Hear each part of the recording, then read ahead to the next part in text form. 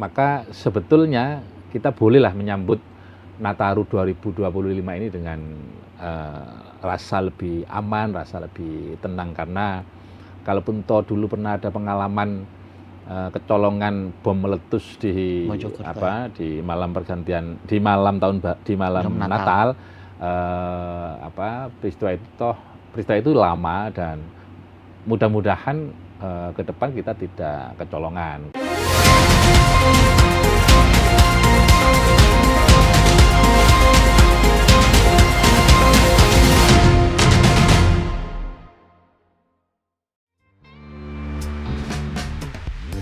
Dari lorong-lorong pendidikan dasar di desa, hingga ruang-ruang kebijakan strategis Jawa Timur, dialah Fauzan Fuadi, SIKOM, M.Medcom.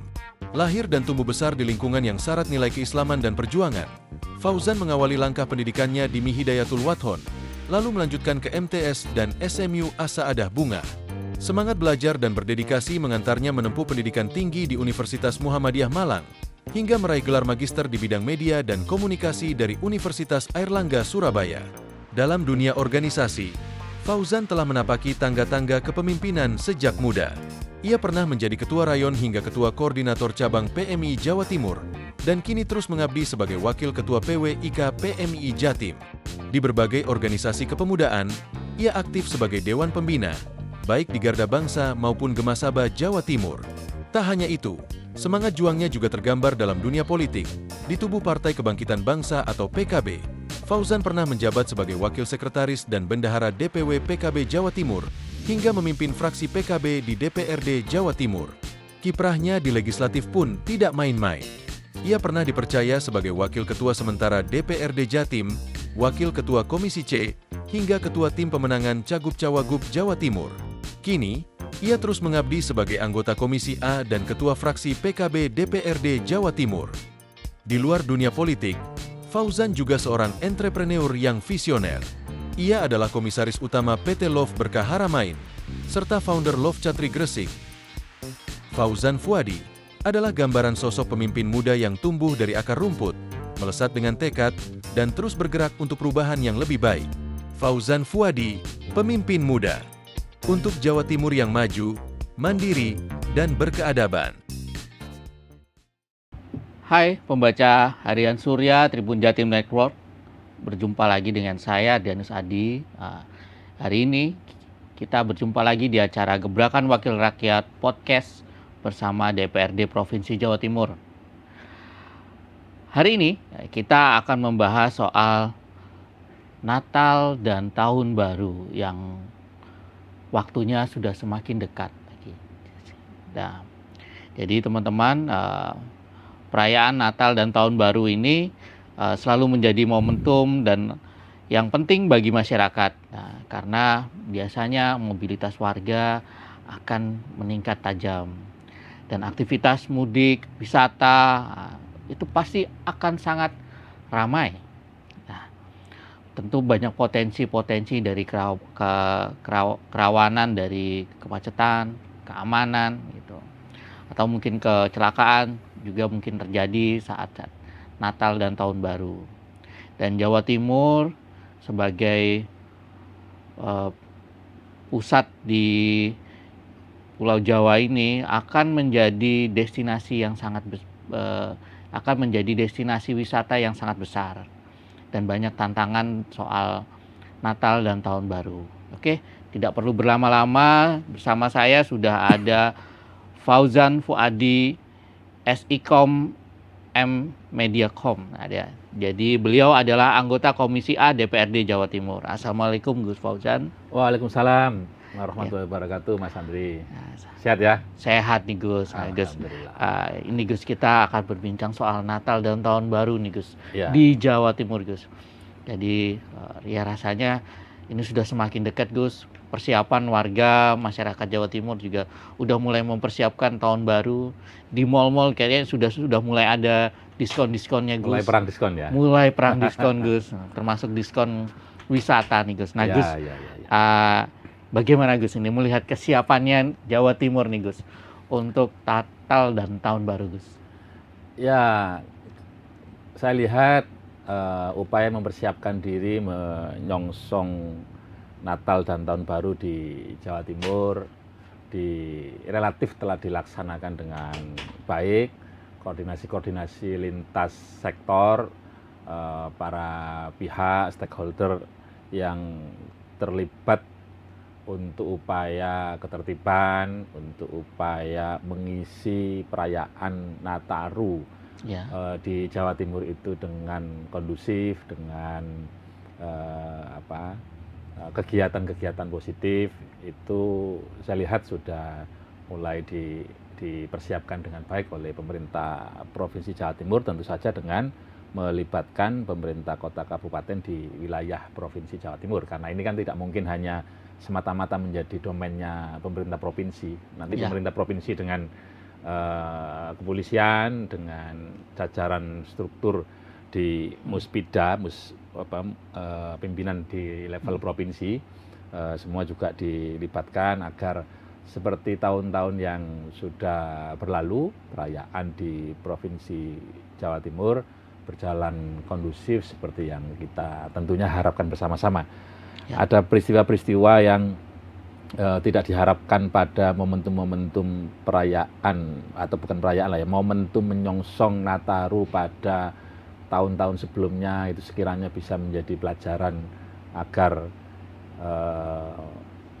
insiden atau kejadian yang tidak diharapkan pada saat momen Nataru itu bisa ditekan, diantisipasi supaya tidak lagi terjadi. Kan untuk memitigasi peristiwa apa saja yang sangat mungkin terjadi pada momen Nataru itu, peristiwa dalam pengertian yang tidak kita harapkan ya, peristiwa negatifnya. Ini kan bisa seluruh aspek akan terkena imbas. Jadi dari sisi keamanannya misalnya, tentu kita tidak berharap Jawa Timur kecolongan.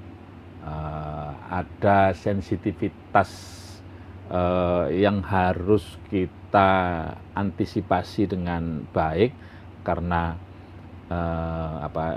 kan pernah terjadi di Jawa Timur ini. Justru pada malam yang semestinya kita memberikan penghormatan yang layak kepada teman-teman yang berbeda keyakinan dengan mayoritas penganut agama di Jawa Timur, tetapi justru malam itu berubah menjadi malam tangisan, menjadi malam yang kelabu karena terjadi peristiwa pengeboman gereja misalnya. Ini kan pernah terjadi di tahun 2000 seingat saya, Kota Mojokerto pernah kecolongan. Itu ada teman kita Banser namanya Mas Rianto yang ikut serta berjaga di malam Natal, akhirnya harus kehilangan nyawanya karena mengamankan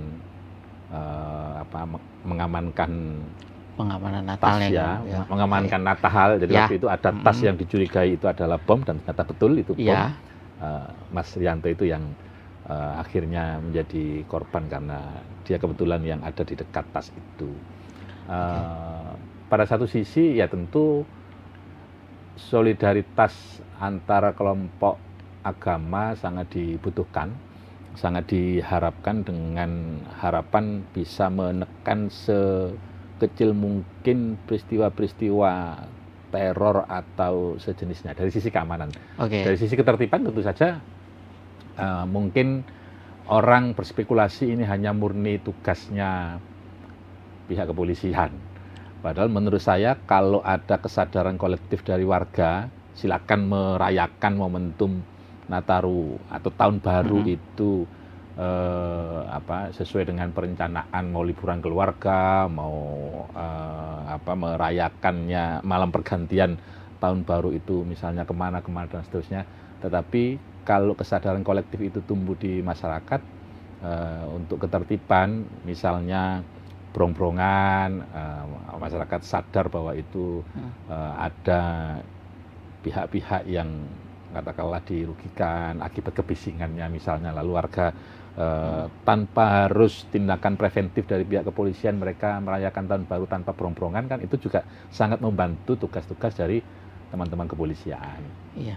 Saya kira semua pihak lah harus bekerja sama, harus proaktif berkolaborasi mengisi malam Natal dan Tahun Baru itu dengan kegiatan positif. Gus, ini kan tahun-tahun sebelumnya juga rata-rata kita berjalan sangat kondusif ya. Nah, apa sih Gus yang di tahun ini, Natal dan Tahun Baru, mungkin sepanjang Desember ini, yang difokuskan untuk ekonomi di Jawa Timur?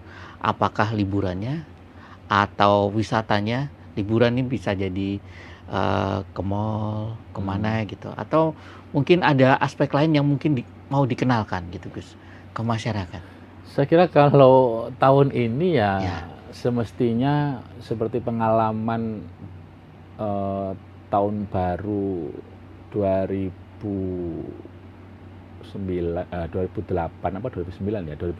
ya, ketika waktu itu Gus Dur meninggal dunia. 2 atau 3 hari sebelumnya kalau tidak salah Gus Dur meninggal itu. Lalu juga ada momentum ketika tsunami di Aceh eranya Presiden SBY kalau nggak salah, itu juga momentum yang deket-deket eventnya dengan Tahun Baru.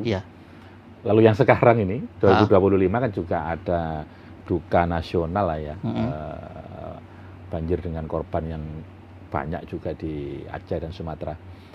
Saya kira fokusnya dan pemerintah Provinsi Jawa Timur harus ambil bagian di garis depan untuk ikut mengajak warganya membangun solidaritas nasional, keprihatinan nasional yang pada intinya adalah ya mempersilahkan mengisi malam pergantian tahun itu dengan perencanaan yang mungkin sudah di-planning oleh masing-masing warga ya, tetapi agar tentunya tetap mengedepankan aspek-aspek kesetiakawanan atau solidaritas itu. Jadi supaya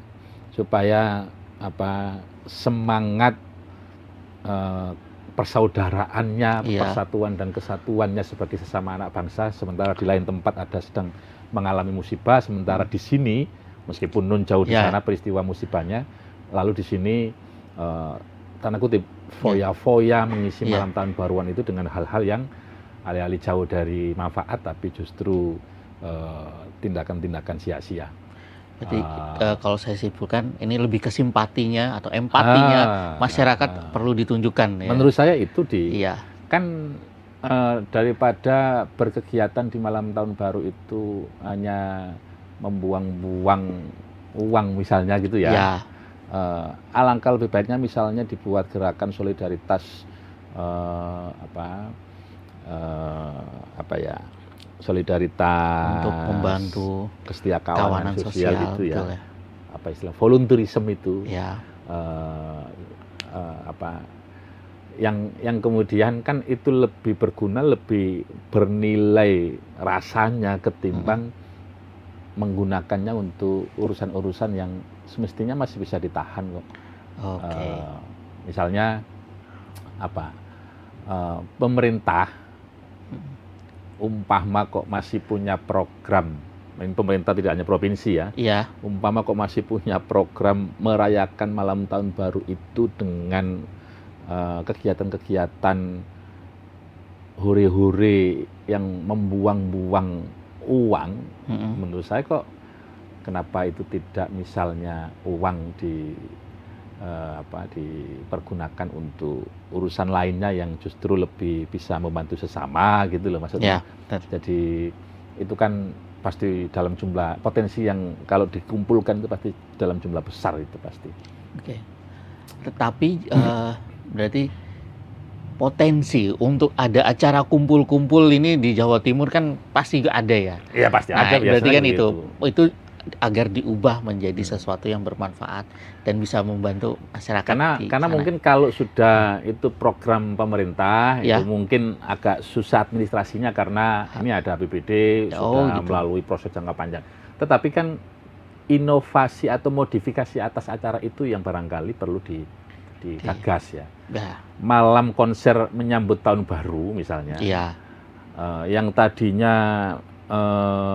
musiknya mau eh, mau musik-musik yang cenderung apa namanya ya, Populer. edukasinya kurang. Ya. Kenapa tidak misalnya diganti yang musik-musik yang lebih anggap misalnya yang lebih religi Ya. begitu ya.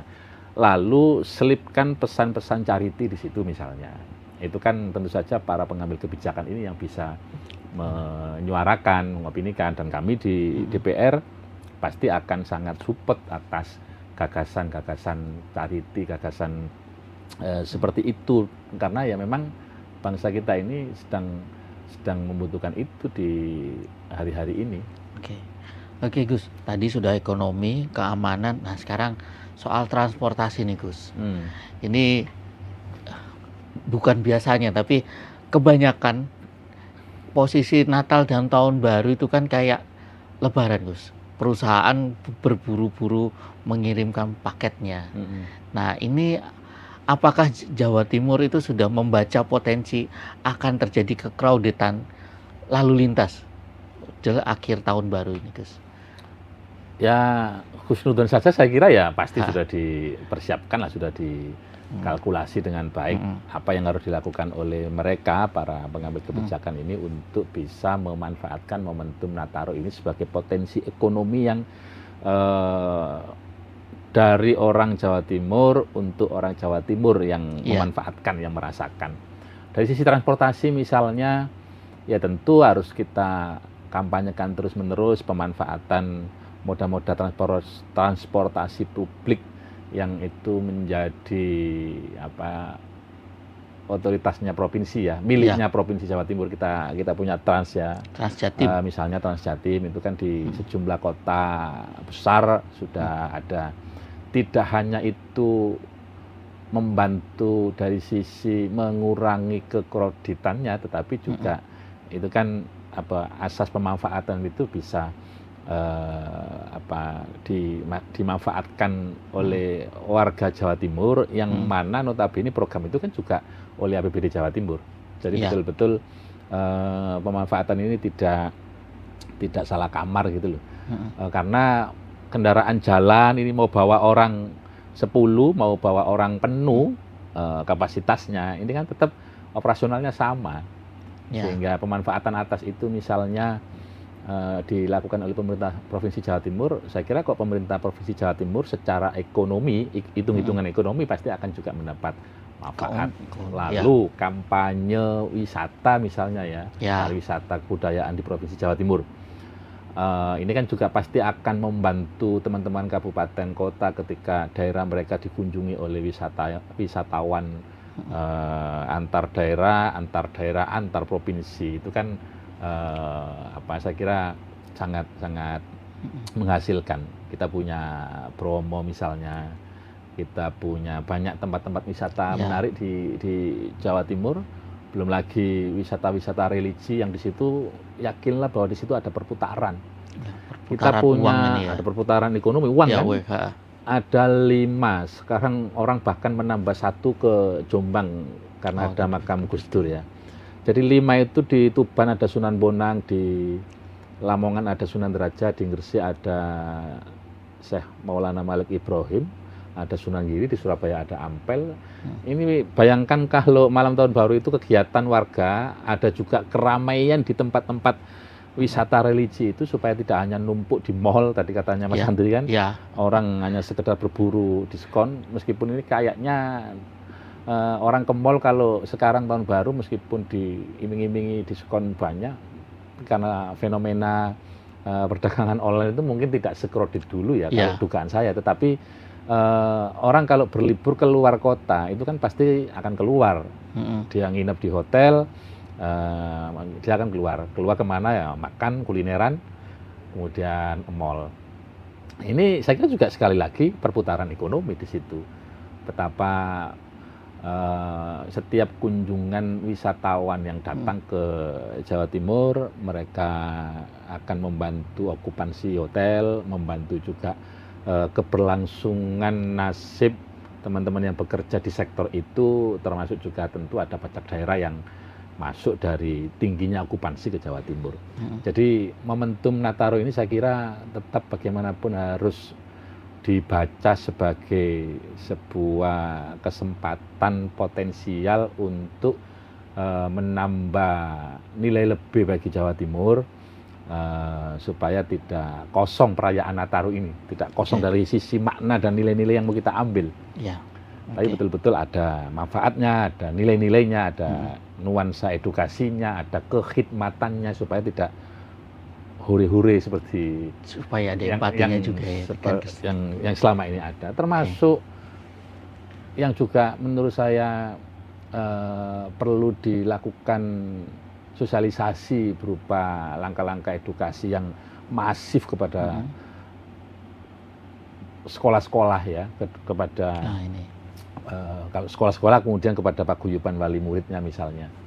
Kan kita ketahui kalau di malam-malam tahun baru itu biasanya kunjungan ke pusat-pusat wisata yang tertentu itu, di situ muda-mudi yang ini kan juga sebetulnya perlu juga menjadi atensi dari pemerintah, supaya dari sisi karakter kebangsaan warga kita untuk ketika mereka merayakan tahun baru itu betul-betul sekali lagi kegiatan yang bermanfaat, gitu ya, terutama untuk anak-anak kita, untuk generasi muda kita ke depan juga.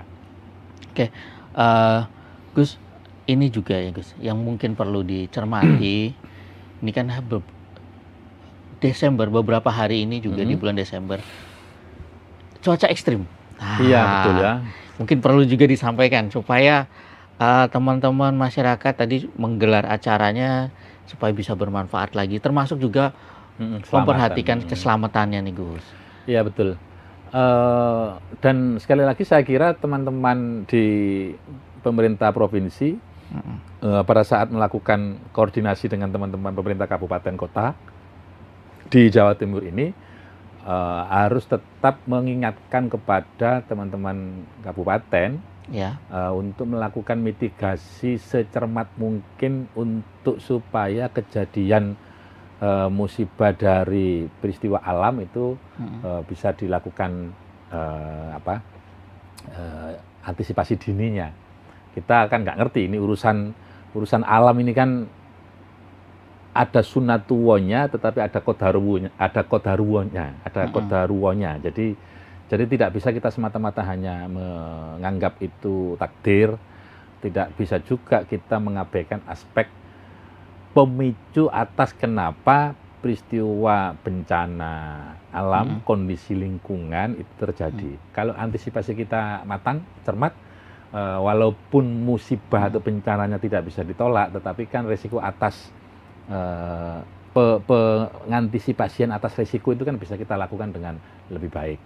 Nah itu tentu saja ada BPBD, ada para pihak yang lain yang harus kewaspadaan tinggi pada malam-malam Nataru itu, supaya bisa mengantisipasi tidak hanya arus tetapi juga kerumunan-kerumunan yang potensial dari kerumunan itu ketika di tempat-tempat tertentu yang memungkinkan ada bencana gitu, peristiwa alam ya, itu bisa dicegah gitu ya. Kalau ke Malang, ke Batu, di daerah-daerah yang biasanya selama ini rawan longsor misalnya, ya bukan dihindari, bukan menyarankan untuk dihindari, bukan. Karena ini kan kunjungan juga wisata ya, wisata juga pemasukan daerah. Tetapi hendaknya kemudian pemerintah daerah juga telah melakukan mitigasi lengkap, mitigasi yang cermat begitu, supaya ketika kunjungan terjadi masif di tempat itu, kemudian resiko mitigasi atas resiko bencana itu sudah dilakukan, kan orang juga akan lebih tenang datang. Ya, benar. Nginap pun yang tadinya mungkin hanya sehari 2 hari mungkin akan lebih lama kan. Kalau nggak salah itu liburannya juga cukup panjang kan itu ya. Betul Gus. Mulai. Nah ini juga mau kita tanyakan ini Gus. Gimana? Ini kan liburan panjang. Biasanya nih Gus, bukan biasanya, selalu ya. Liburan tanggal 1, tahun baru tanggal 1 kan hari libur. Toko belum banyak yang buka nih Gus. Toko. Otomatis kan aliran sembako ke masyarakat ini kan pasar juga waktu hari tanggal 1 sedikit yang buka, ya kan? Betul. Aliran sembako ini kan perlu diperhatikan nih Gus. pripun nih Gus? Apakah sudah ada pembicaraan dengan BPBD dengan pemerintah setempat untuk mengamankan Kalau saya sembako ini? kebetulan karena di Komisi A belum atau bukan wilayah kami untuk menanyakan kepada teman-teman eksekutif untuk urusan ekonominya ya, untuk urusan bahan pangan pada malam tahun baru itu, karena yang biasa fenomena terjadi itu kan ada barang 1-2 yang langka.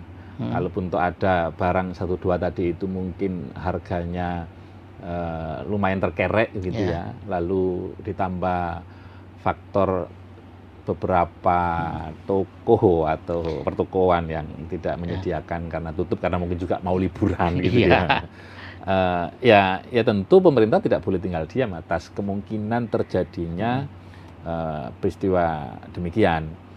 Apa yang harus dilakukan, hemat saya, pemerintah provinsi mesti cermat, mesti mencek ulang ketersediaan bahan-bahan pokok itu di lapangan sampai dengan pasca tahun baru itu sudah betul-betul dalam kondisi aman apa tidak, terpenuhi stoknya apa tidak. Ini tentu juga tidak bisa semata-mata provinsi, koordinasi dengan kementerian terkait, koordinasi dengan teman-teman di daerah yang juga punya tupoksi terkait juga harus intens dilakukan. Karena apalagi di era sekarang ini masyarakat ini nggak mau tahu kan? Ya. Taunya mereka ini warga, masyarakat, rakyat, taunya mereka ini punya pimpinan, sehingga ketika besok Nataru kemudian kok ada bahan pokok yang stoknya tidak tersedia, itu kan pasti pemerintah disalahkan atau pemerintah pasti salah. Lalu pelampiasan atas salah itu pasti akan memicu perdebatan, polemik panjang di sosial media. Orang sekarang bebas posting, bebas menuangkan apa-apa yang menurutnya tidak cocok di pikiran itulah di sosial media. Ini kan jangan sampai lah kayak begitu terjadi. Ini kan hal-hal yang sebetulnya rutinitas. Setiap tahun sudah menjadi tugas dan tanggung jawab pemerintah untuk mengantisipasi. Seharusnya evaluasi atas ketersediaan bahan pokok setiap tahunnya pada saat tahun baru, Nataru, kan juga ditambah dengan pengalaman pada saat Lebaran, Idul Fitri misalnya, Ramadan, kan mestinya pemerintah juga lebih tanggap untuk mengantisipasi hal-hal yang demikian, Mas Andri. Oke, Gus, dari perbincangan kita, mana sih Gus daerah Jawa, apakah atau mungkin Gus bisa menilai apakah Jawa Timur atau daerah provinsi ini, atau yang di daerah ya maksudnya, itu sudah siap belum sih Gus menghadapi Natal dan Tahun Baru ini Gus? Ya harus dikonfirmasi ya, pasti. Tetapi daerah-daerah seperti Surabaya, mungkin SDM-nya cukup, orang-orangnya mumpuni, pengalaman ada, kota besar.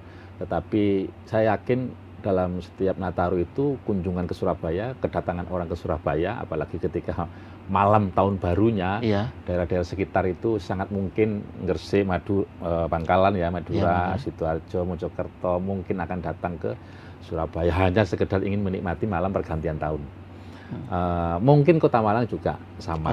Dan kota-kota besar lain di Jawa Timur ini saya kira perlu kesiapan ekstra untuk mengantisipasi hal-hal tidak diinginkan pada malam puncak pergantian tahun, pada malam Natal ya, pada malam Natal, supaya kekhawatiran masyarakat atas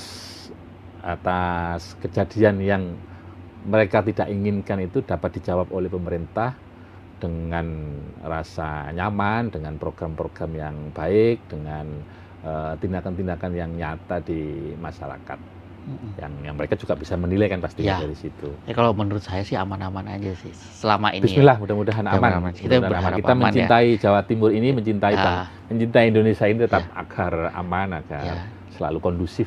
Gitu. Gus, mungkin ada yang perlu disampaikan nih Gus ke masyarakat terkait Natal dan Tahun Baru nih Gus. Selain yang tadi kita bincangkan ini Gus, pesan-pesannya pada masyarakat gitu. Atau mungkin gini Gus bilang, jangan lupa untuk datang ke Jawa Timur. Dari aspek kemajemukan di Jawa Timur ya, Ya. dari aspek kebinekaan yang ada di sini, saya kira meskipun kita boleh berlegah hati karena dari rentetan panjang sejarah Nataru di Jawa Timur, kalaupun toh pernah terjadi insiden, kan relatif secara umum di Jawa Timur dalam setiap momentum Nataru itu relatif kondusif, relatif tidak terjadi hal-hal yang hal-hal yang tidak diinginkan oleh masyarakat dalam pengertian yang membahayakan begitu ya sifatnya peristiwa itu. Maka sebetulnya kita bolehlah menyambut Nataru 2025 ini dengan rasa lebih aman, rasa lebih tenang, karena kalaupun toh dulu pernah ada pengalaman kecolongan bom meletus di di malam pergantian, di malam Natal, peristiwa itu lama, dan mudah-mudahan ke depan kita tidak kecolongan, karena ya tentu tindakan-tindakan atas supaya tidak kecolongan itu kan juga harus dilakukan di lapangan dengan lebih baik, misalnya urusan intelijen di lapangan, karena ya bagaimanapun beberapa waktu yang lalu juga ada peristiwa yang membuat kita semua khawatir ya. Ingat akhir Agustus kemarin ada peristiwa politik di tingkat nasional yang juga dampaknya ke Jawa Timur lumayan terasa. Ada 2 kota kabupaten tepatnya di kota Kediri dan di Kabupaten Kediri ada peristiwa penjarahan, ada kerusuhan yang dilakukan dengan pembakaran dan seterusnya. Bahkan tidak jauh-jauh, kantor wakil gubernur juga kena sasaran amok massa waktu itu, dan kerusakan yang timbul atas kerusuhan itu kan sampai sekarang masih belum direvitalisasi, karena ternyata untuk tempat-tempat yang itu merupakan cagar budaya, merupakan daerah heritage itu, ternyata mau dibangun lagi itu ternyata kajiannya panjang. Misalnya untuk pengadaan kayu misalnya ya, itu ternyata saya kemarin dapat informasi harus kayu yang usianya sudah 200 tahun. Nah, ini kan sulit ya, mungkin uangnya ada, tetapi pengadaan atas barang itu kan belum tentu ada, pasti butuh memakan waktu lama. Nah, ini penyadaran atas itu saya kira penting, sekaligus juga pada saat yang sama kita perlu ingatkan kepada aparatur keamanan untuk titik-titik vital. Titik-titik vital itu ya pasti tempat peribadatan, mungkin rentannya pada saat malam Natalnya. Tapi pusat-pusat keramaian di malam tahun baru, titik-titik vital di malam tahun baru, jangan sampai ada kelompok-kelompok tidak atau oknum tidak bertanggung jawab memanfaatkan keramaian pada malam pergantian tahun barunya, itu justru kontraproduktif dengan yang kita inginkan. Kan ini lagi banyak orang, kemudian ada provokator, ada pihak-pihak yang tidak senang atau berusaha menunggangi momentum keramaian itu dengan tindakan yang merusak keamanan bersama, ketertiban bersama, itu kan pasti juga akan menimbulkan rasa traumatik, menimbulkan kerugian materi yang pasti tidak sedikit, juga pastinya juga sangat mungkin korban jiwa dan lain-lain lah ya. Intinya pasti itu banyak aspek madorotnya daripada maslahatnya, sehingga karena kita juga tidak mungkin kerja sendirian, perlu kolaborasi dengan semua pihak itu. Tokoh-tokoh masyarakat juga saya kira perlu dirangkul, Mas Andri, agar ikut memberikan rasa aman, rasa damai, memberikan rasa tenang, agar Jawa Timur, bangsa Indonesia yang selama ini dikenal sebagai bangsa yang beradab warganya, sebagai bangsa yang menjunjung tinggi perbedaan, termasuk perbedaan keyakinan, itu bisa betul-betul kembali kita implementasikan dalam praktek kehidupan sehari-hari. pada saat yang sama untuk anak mudanya misalnya, jangan sampai kemudian mengisi malam tahun baru itu dengan kegiatan-kegiatan yang tidak ada manfaatnya. Kita ketahui sekarang ini kan orang mungkin dengan situasi ekonomi yang agak lesu akhir-akhir ini, gabutnya itu kan berbahaya, Mas Andri. Gabutnya itu berbahaya. Ini menurut saya juga harus diantisipasi supaya mereka jangan sampai melampiaskan kepada tindakan-tindakan yang tidak perlu. Apa itu anarkisme, apa itu kriminal misalnya, atau yang lain-lain. Kan banyak orang juga sangat mungkin kriminalitas terjadi gitu ya. Itu mungkin Mas Andri. Oke, terima kasih Gus, obrolan kita. Oke teman-teman, tadi obrolannya sangat menarik, ada banyak hal yang bisa kita dapat dari obrolan dengan Gus Fauzan. Salah satunya silahkan menikmati tahun baru, tapi ingat, tunjukkanlah rasa empati kita pada teman-teman yang sedang mengalami kesusahan. Dan jangan lupa teman-teman, di Desember cuaca sedang ekstrim-ekstrimnya, perhatikanlah tempat wisata atau tempat keramaian yang akan dituju. Betul Gus? Siap Mas Andri, terima kasih. Seruannya yang penting kompak, khidmat, melayani, mengisi tahun baru dengan dengan riang gembira, tanpa berfoya-foya, tanpa melakukan hal-hal yang tidak perlu lah. Oke, demikian teman-teman. Terima kasih Gus Fauzan. Sama-sama Mas Andri. Sampai jumpa di acara berikutnya.